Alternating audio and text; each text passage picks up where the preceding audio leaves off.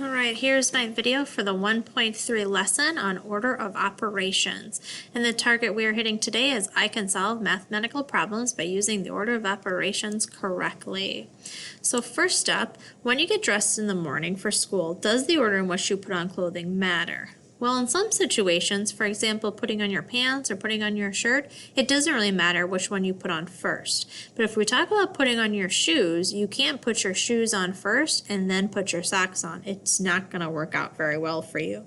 So that's kind of how it relates to the order of operations in mathematics. There are some problems where you can solve where the order of operations will not matter, but for a lot of questions, especially if you have multiple operations, the order of operations is going to matter. So please pause the video and answer these 3 questions on your own. To check those 3, for number 1, you should have taken 7 minus 3, again 4, and then 12 plus 4 is of course 16. For number 2, you should have done 12 divided by 6 first, that's 2, then 2 times 2 is 4. And then number 3, 4 plus 9 is 13, and then 13 minus 2 should give you 11. So a few terms to keep in mind during this section. A numerical expression is an expression that contains only numbers and operations like those examples. Remember, this means 5 times 7. Evaluate means to find the value or a numerical expression to solve it. So that just means I want to solve each of these problems if the directions say to evaluate. And then remember, the order of operations is a set of rules to evaluate an expression. So here is a little acronym that we use to remember order of operations, PEMDAS.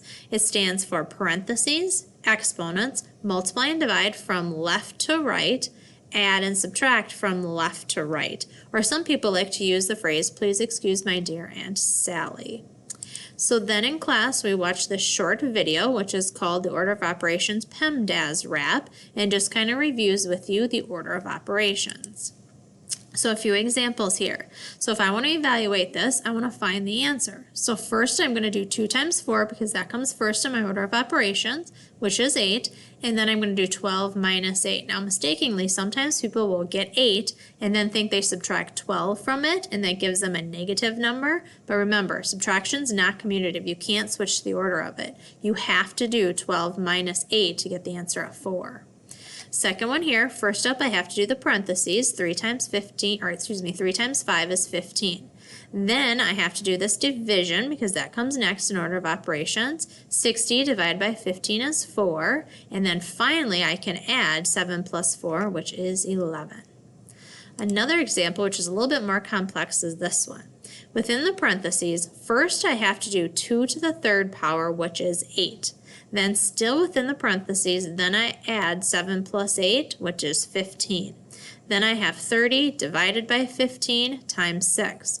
Well, I have to do multiplication and division from left to right, so I have to do 30 divided by 15, which is 2, and then I times that by 6, which is 12. What I would like you to do now is pause the video and solve each of these questions on your own.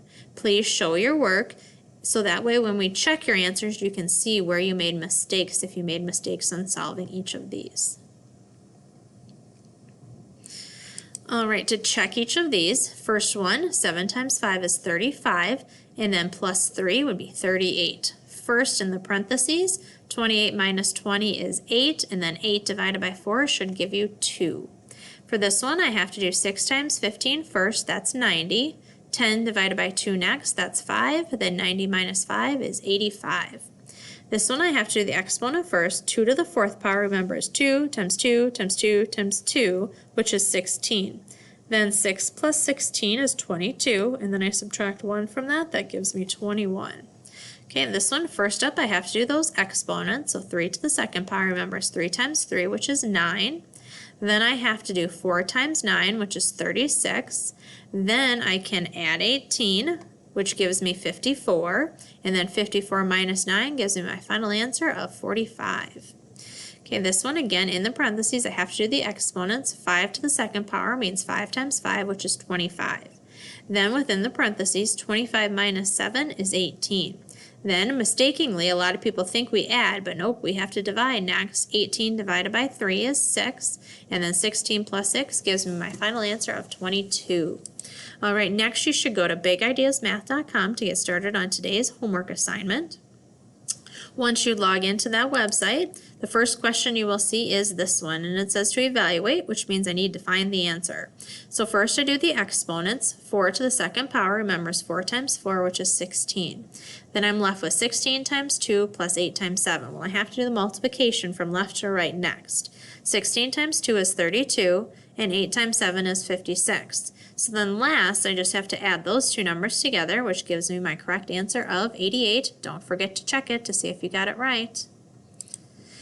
And then this one, we have two sets of parentheses, so I'm going to do 10 plus 4 first, which is 14, and then I'm going to do 26 minus 19, which is 7, and then I divide last. 14 divided by 7 is 2. Don't forget to check your answer on that.